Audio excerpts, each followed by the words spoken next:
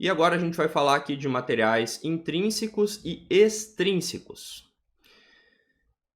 Beleza. Começando então pelos materiais intrínsecos. O que seriam materiais intrínsecos, pessoal? Bom, materiais intrínsecos seriam os materiais puros utilizados na eletrônica, que não tem muita utilidade na eletrônica, tá? Convenhamos, os materiais puros eles não têm muita utilidade. Os extrínsecos, sim. Os materiais com dopagem, que a gente chama, são os materiais que efetivamente têm utilidade na eletrônica, tá? Mas eu preciso começar apresentando primeiro os materiais puros. Então, começando aqui pelos materiais semicondutores, tá? Deixa eu até colocar aqui um títulozinho aqui. Materiais semicondutores que vocês já conhecem lá do eletromagnetismo, né? Nós já falamos dos semicondutores, né? Nós falamos lá que os materiais elétricos, né, eles são classificados em condutores, semicondutores e isolantes. Lembram disso? Condutores, semicondutores e isolantes. Como que o pessoal chega, né, na medição da resistividade de um material? Como que se chega na medição da resistividade de um material para classificá-lo como condutor, semicondutor ou isolante?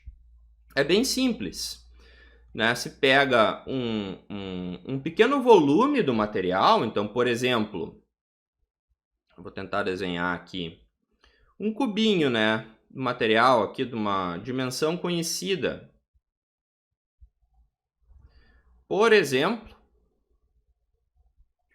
né, 1 por 1 por 1 centímetro. Com arestas aqui, esse cubinho com arestas padrão, conhecidas. E se alimenta, né, esse cubinho de um dado material com uma tensão e se mede a corrente elétrica.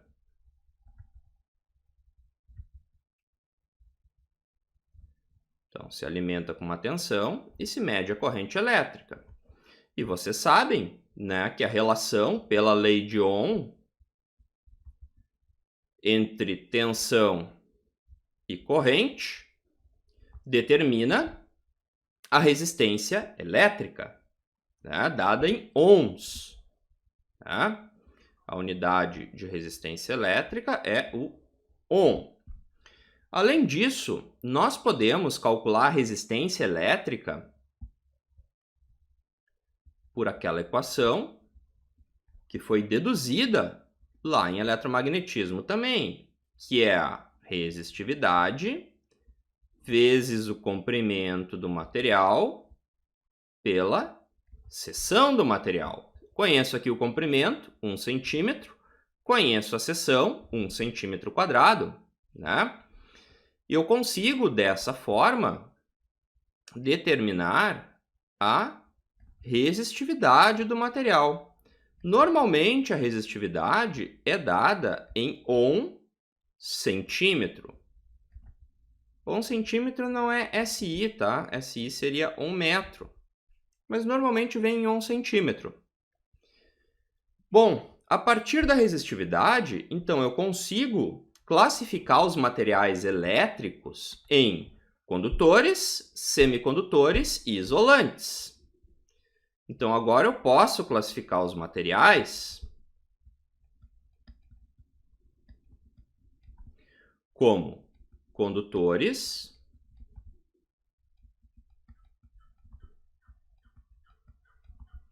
semicondutores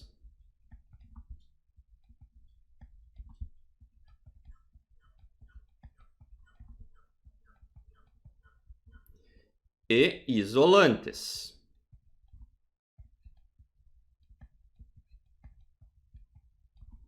Tá? Então,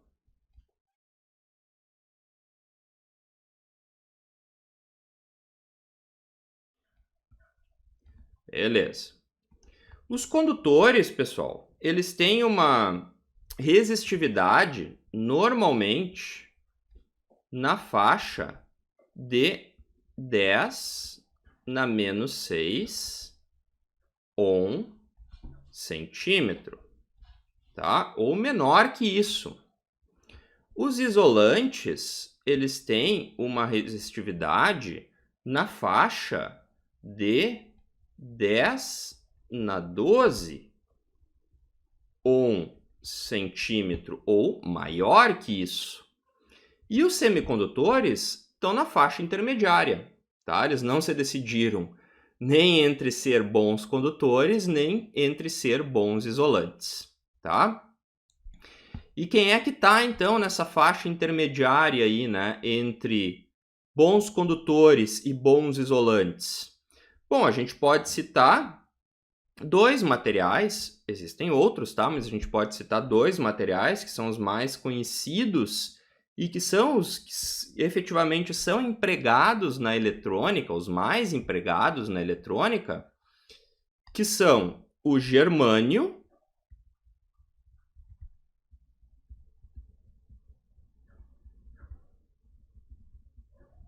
né?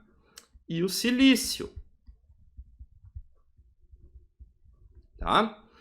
O germânio, pessoal, ele tem uma resistividade,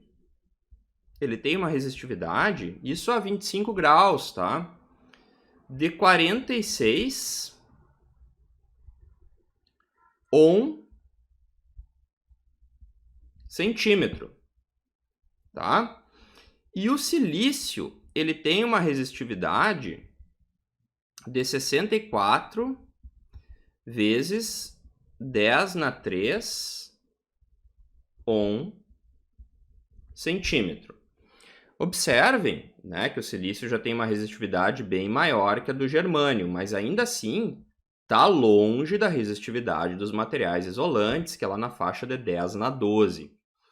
Então, eles são classificados como semicondutores por estarem nessa faixa intermediária, tá? Por não servirem tão bem nem para ser usados como condutores de corrente elétrica, nem para serem usados como isolantes, ok? Beleza. Dito isso, vamos falar agora sobre por que o germânio ou o silício são os materiais que normalmente são empregados na construção dos dispositivos eletrônicos. Deve existir algum motivo pelo qual, né, esses dois semicondutores são empregados, né? Por que não outros materiais? Se bem que hoje em dia a gente já vê outros materiais, né?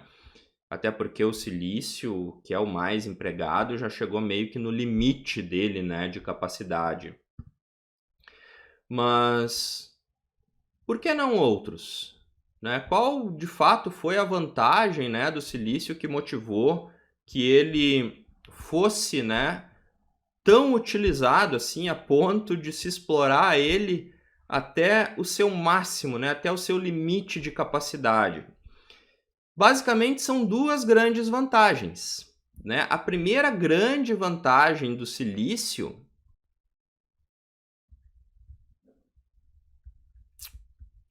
vantagens.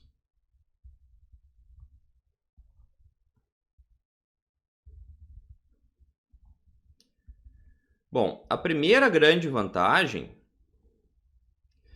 é a pureza, tá? Se consegue, pessoal,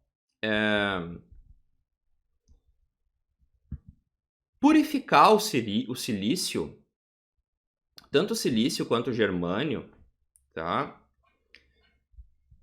Na faixa de uma partícula de impureza, ou esse dado aqui é até bem antigo, acho que hoje em dia se consegue muito mais, tá?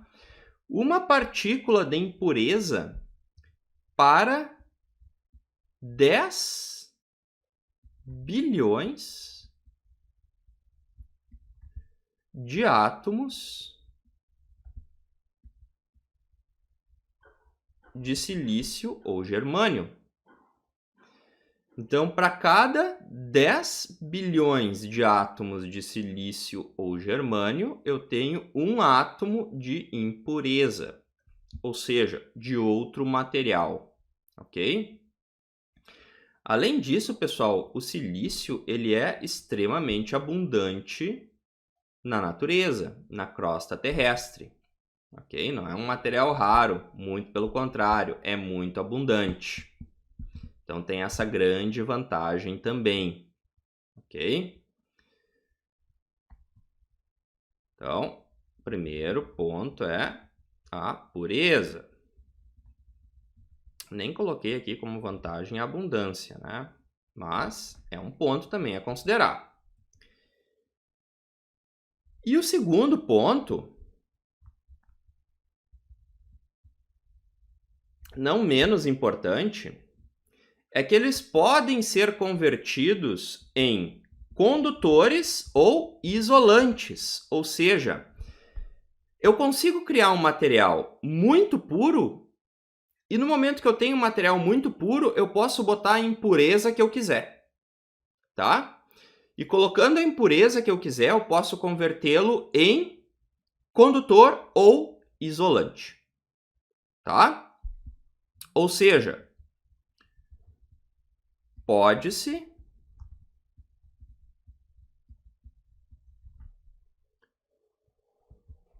converter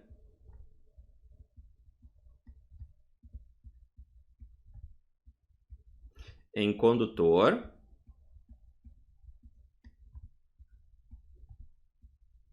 ou isolante. Como? Por um processo de dopagem.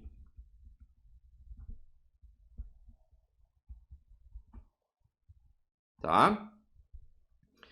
Processo de dopagem.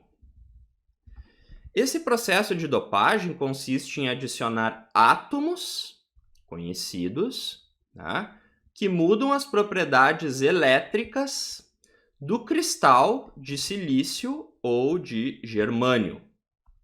Tá?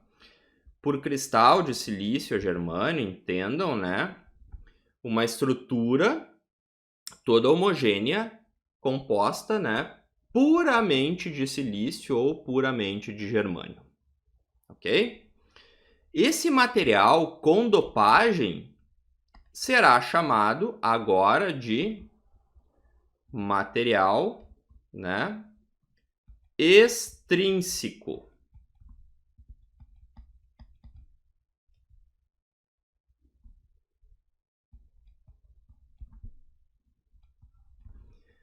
Nós estávamos estudando os materiais intrínsecos, ok? Esse aqui, ó, esse material puro é um material intrínseco. Esse material com dopagem é um material extrínseco, ok? Bom, falando um pouquinho aqui do átomo de silício, então, ele como material intrínseco ainda, né? Eu vou tomar o silício aqui como exemplo, porque é o mais empregado, mas poderia ser o germânio, sem problema nenhum, tá? Tudo que eu falar aqui para o silício, vocês podem usar no germânio, tá? Pessoal, o átomo de silício, eu vou desenhar aqui só a última camada do silício, tá? Eu não vou desenhar todo o átomo. O átomo de silício, ele tem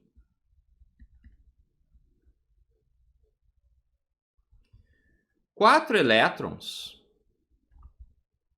na última camada, tá? Vocês lembram?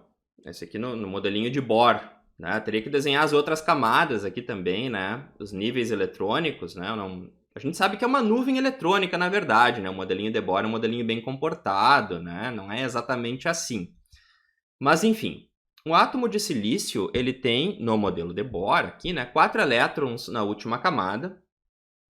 Vocês fizeram química, né, no ensino médio há bem menos tempo que eu, então na memória de vocês isso deve estar bem mais vivo do que na minha, vocês devem lembrar que essa última camada se chama... Como que se chama, pessoal? A última camada? Camada de valência, né? É a camada responsável por fazer ligações com outros átomos. Bom, quando a gente tem vários átomos de silício, todos juntos, um ao lado do outro, formando um cristal, de que forma que é a ligação entre esses átomos? O que acontece, pessoal? O átomo, né, ele sempre vai tentar preencher a última camada dele, né, com 8 elétrons, certo? Nesse caso aqui, o átomo tem 4 elétrons. Então, o que ele vai fazer vai ser ligações covalentes, né? Ele vai compartilhar elétrons com o átomo vizinho. Então, esse elétron aqui pertence a ele, ao átomo vizinho, e assim sucessivamente. E dessa forma, virtualmente, cada átomo de silício fica com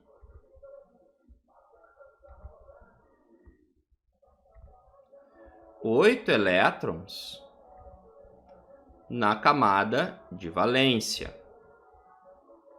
Ok? A partir das 4 ligações covalentes que são realizadas.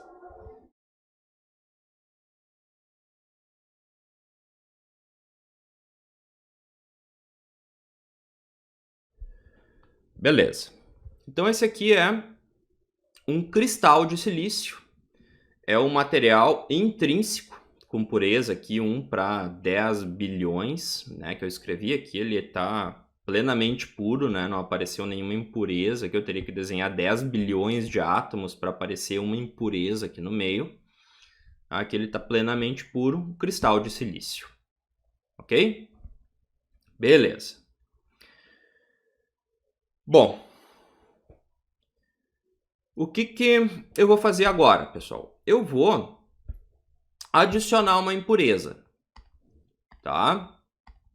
Então eu vou redesenhar agora essa estrutura cristalina colocando uma impureza. Para transformar esse cristal aqui de silício num material extrínseco, melhorando as suas propriedades elétricas. No nosso caso, a gente quer torná-lo um melhor condutor, afinal de contas eu vou colocar esse dispositivo, né, em um circuito elétrico. Ele vai conduzir corrente elétrica, eu não quero torná-lo um isolante, eu quero torná-lo um melhor condutor, ok? Então agora a gente vai estudar os materiais extrínsecos. E num primeiro momento, o material tipo N. Existem dois tipos de materiais extrínsecos, o tipo N e o tipo P, tá? Depende do tipo de dopagem que a gente coloca no material. Bom, vamos lá. Começando pelo material tipo N. O material tipo N, pessoal, a gente coloca uma dopagem com átomos pentavalentes no cristal de silício ou no cristal de germânio, tá? Então, o material tipo N emprega átomos pentavalentes, ok? Quem seriam esses átomos pentavalentes? Esses átomos pentavalentes são normalmente, tá, o antimônio,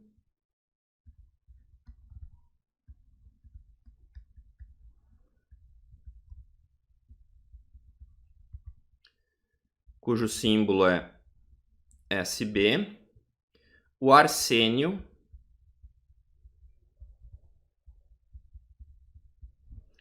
cujo símbolo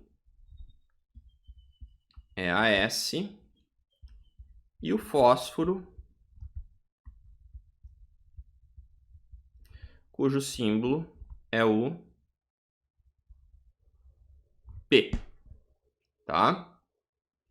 Pentavalente significa que esses átomos têm 5 elétrons na camada de valência, ok?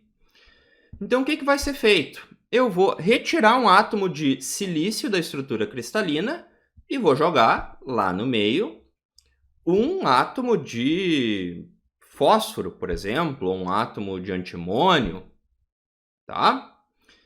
Então, eu vou copiar aqui, ó, essa estrutura cristalina e vou deletar um átomo de silício ali do meio.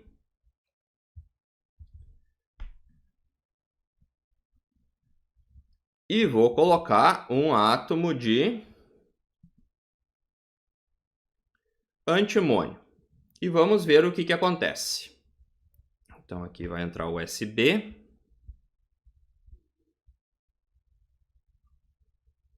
Com os seus 5 elétrons.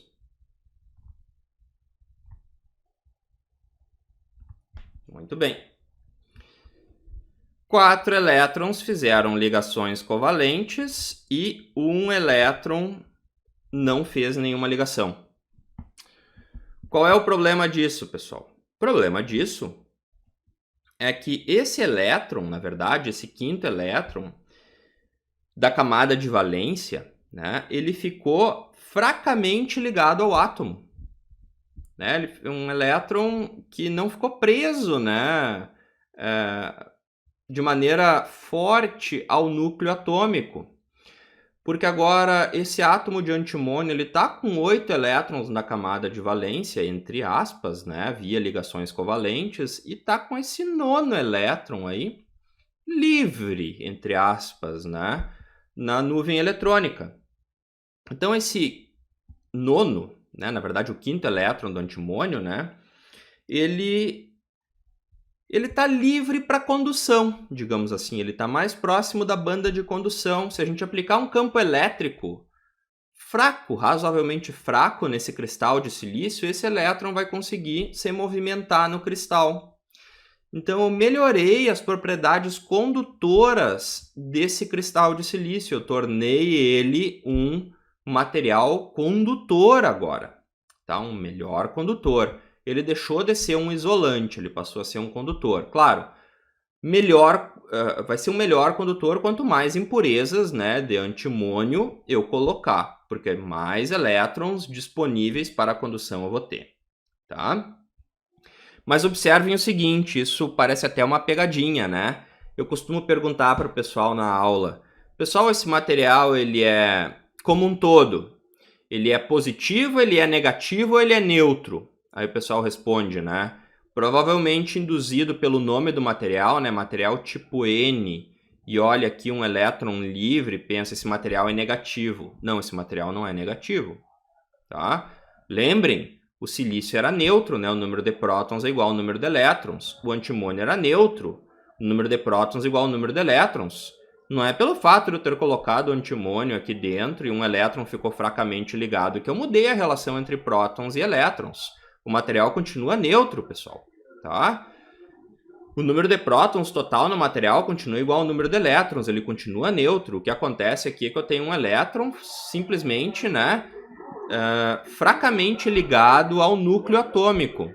Esse átomo de antimônio aqui, devido a esse elétron livre, ele se chama, tá, átomo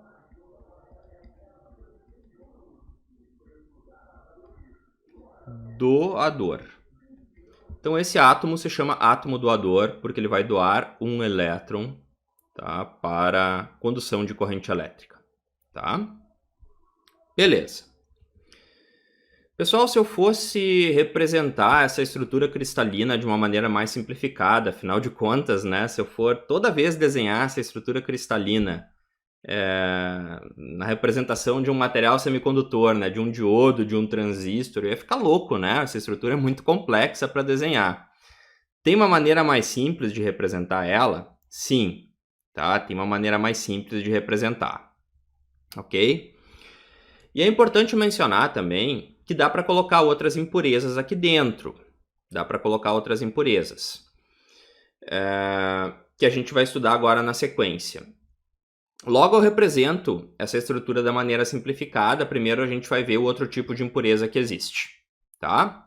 Eu vou desenhar do lado aqui. Bom, falamos então do material tipo N, átomos pentavalentes.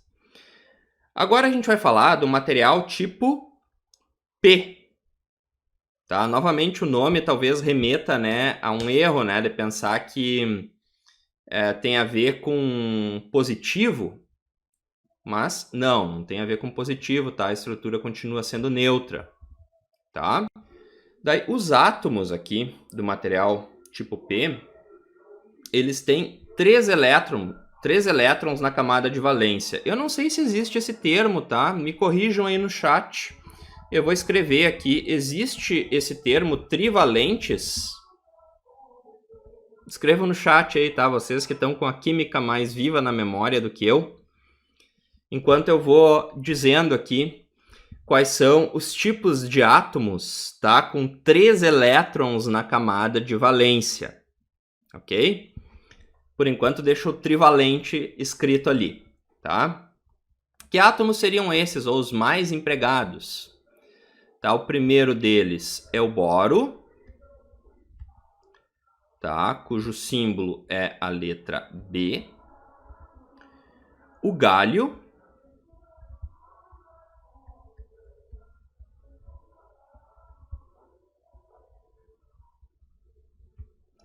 e o índio.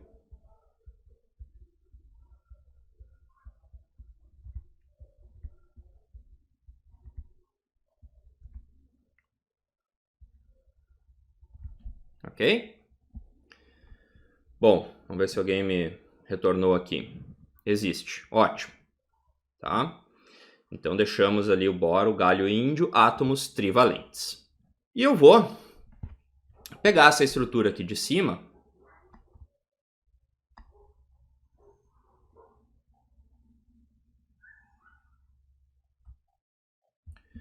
e vou colar aqui embaixo e vou colocar um átomo desses. Então aqui nós vamos colocar o boro. Normalmente o boro é o mais usado, tá? Então colocando aqui o boro.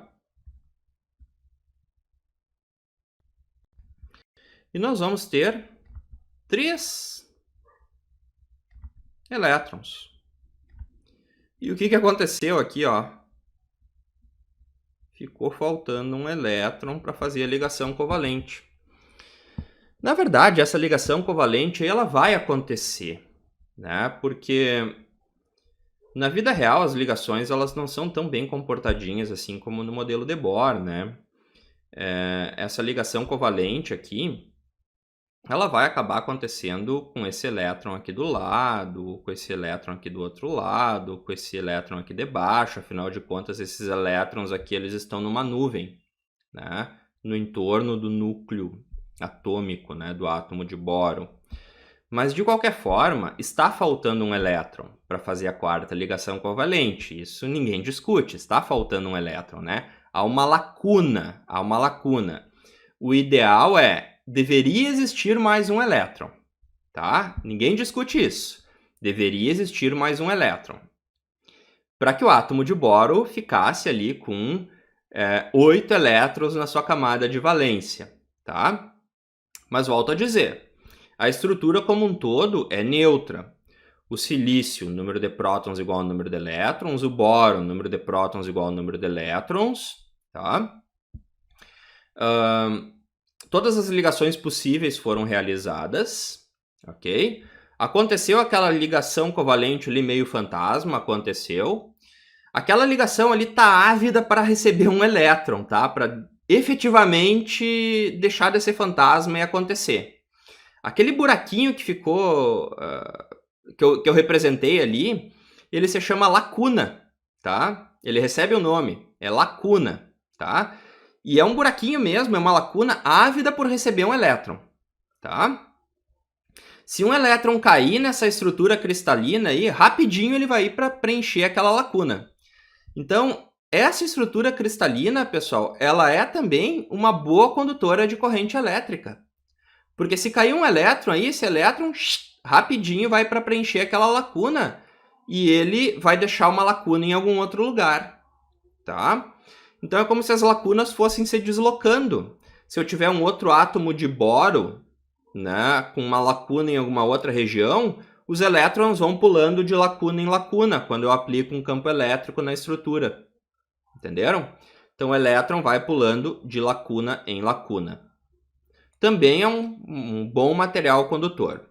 A estrutura como um todo, apesar de receber, né, o nome de material tipo P, ela não é positiva, ela é neutra, tá?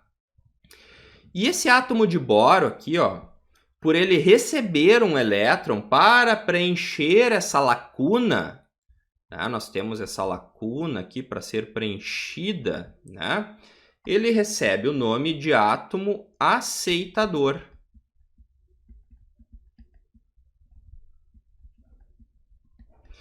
O de antes aqui, que doava, né, esse elétron aqui, ó,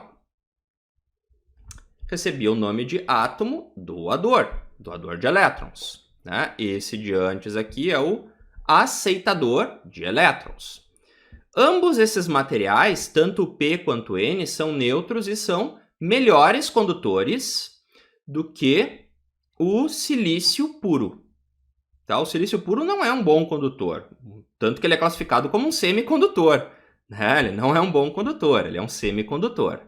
Okay? Esses materiais já são melhores condutores, talvez já sejam classificados como condutores, eu acredito que já sejam condutores. Quanto mais impurezas a gente colocar nesses materiais extrínsecos, melhores condutores eles serão. Ok? Como eu havia dito para vocês, pessoal, a gente pode representar, né, esses materiais como uma maneira um pouco mais simplificada. Porque, afinal de contas, se a gente for representar toda vez essa estrutura aqui, vai ficar difícil, né, de estudar um diodo, estudar um transistor. Então, como que a gente poderia representar um material tipo N aqui de uma maneira um pouco mais simplificada? Dessa forma, ó. Existem símbolos para que a gente represente o átomo doador, o átomo receptor, tá? Por exemplo, falando especificamente do átomo doador, né? O átomo doador, pessoal. Quando esse átomo doador ele perde esse elétron, ele fica positivo. Concordam? Ele está neutro. Quando ele perde o elétron, ele fica positivo. Então ele se transforma num cátion. Certo? Vou até desenhar ele de vermelho como ele está ali, ó. Então, ele se transforma num cátion. Por que ele se transforma num cátion? Porque ele tem um elétron livre orbitando ele. A estrutura desse silício a gente não costuma representar, tá? Tá subentendido que ela é o substrato. É essa caixinha que eu desenhei aí no entorno. Tá? A estrutura desse silício a gente não costuma representar. Ó, tá aí, ó.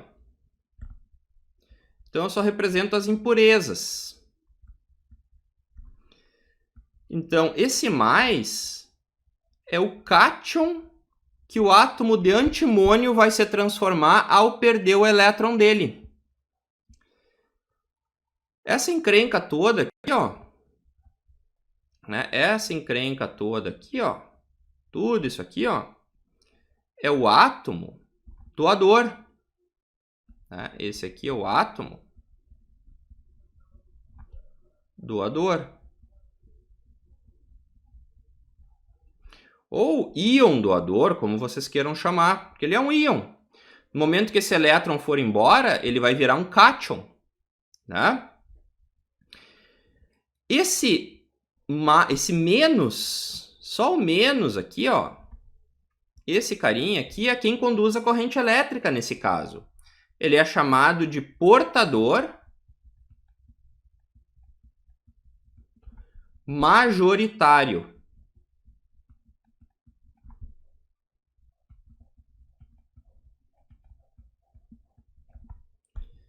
Portador majoritário, ok?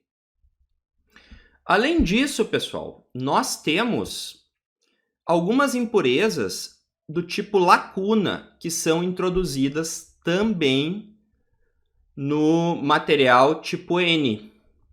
Então nós temos algumas impurezas lacunas, uma que outra aqui, que são introduzidas no material tipo N. Uma que outra lacuna perdida no material tipo N, tá?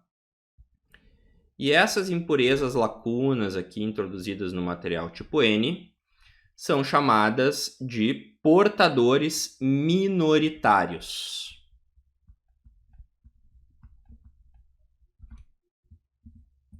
Mas em bem menor quantidade.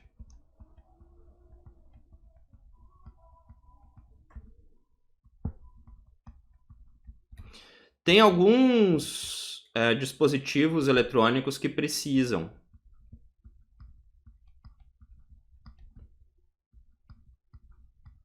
dos portadores minoritários para funcionarem. Deixa eu fazer os elétrons aqui de outra cor para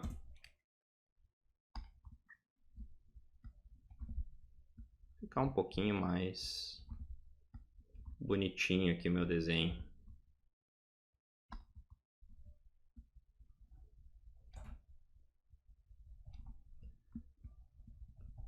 Então, basicamente, né, nós temos o átomo doador, que é também chamado de íon. Tá? O portador majoritário, que é o elétron, ok? Nesse caso. E os portadores minoritários, que são as lacunas. Nesse caso aqui. Tá? Beleza. Agora a gente vai para essa estrutura cristalina aqui de baixo. Essa estrutura cristalina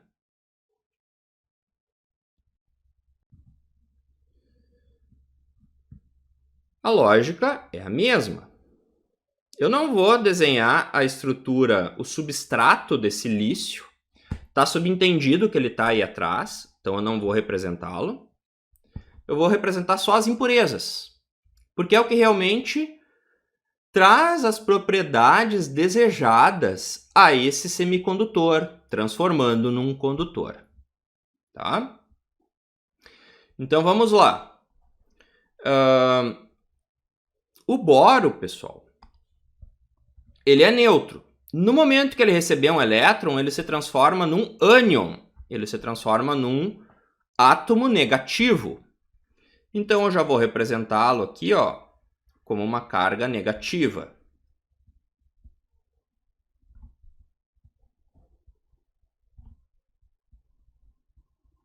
Ok? Mas no momento ele é neutro. Por quê? Porque ele tem uma lacuna orbitando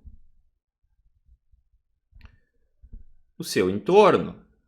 Né? Então esse conjunto aí, a falta de um elétron, né, faz com que o átomo seja neutro. No momento que eu preencher essa lacuna com um elétron, o átomo se torna negativo, vira um ânion. Tá? Além disso, nós temos os portadores minoritários aqui, que nesse caso desse material, são elétrons. Então vamos lá. Aqui nós temos os átomos aceitadores. Tá? Átomos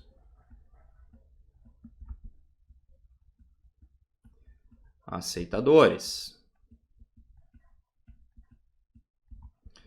Aqui nós temos os portadores majoritários, que são as lacunas.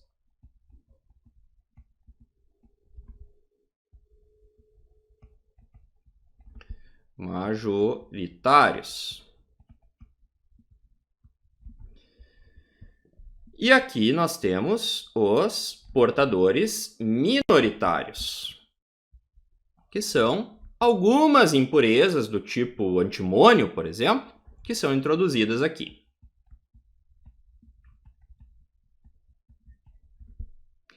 Portadores minoritários. Então, só para anotar aqui, os portadores minoritários aqui são elétrons.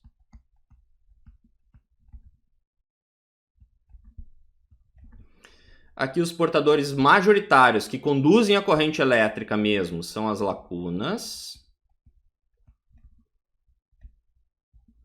E aqui nós temos os átomos aceitadores, que também são íons. São chamados de íons aceitadores. Tá? Bom, pessoal, basicamente o que nós temos, né, sobre materiais extrínsecos é isso. Tá? O que nós temos sobre materiais extrínsecos é isso. Os materiais extrínsecos, assim, de maneira isolada, eles não servem para muita coisa. Eles só vão servir realmente quando a gente juntar um material tipo P com um material tipo N, formando o primeiro dispositivo da eletrônica, que é o diodo. Tá? Assim, sozinhos, eles não têm utilidade nenhuma mesmo. Tá? Ninguém usa um material tipo P ou um material tipo N sozinho. A gente sempre usa eles em conjunto. Tá? Muito bem. Beleza, pessoal. Esse era o conteúdo que eu havia preparado, então, na primeira aula para vocês. Grande abraço aí. Tchau, tchau, pessoal.